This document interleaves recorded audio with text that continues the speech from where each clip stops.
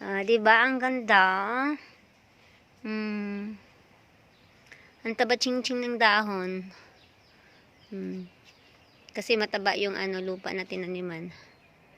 Kasi puro mga yun, yung ginagawa ni Danilo na fertilizer. Yan, namulaklak na siya.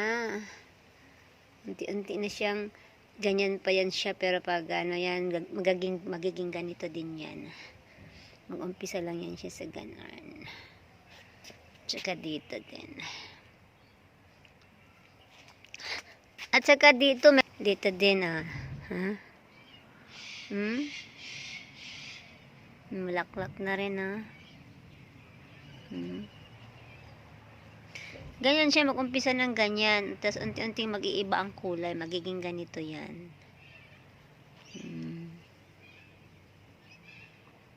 Pero mag-umpisa sa green. Tapos siguro pag kung sa prutas parang nahinog na.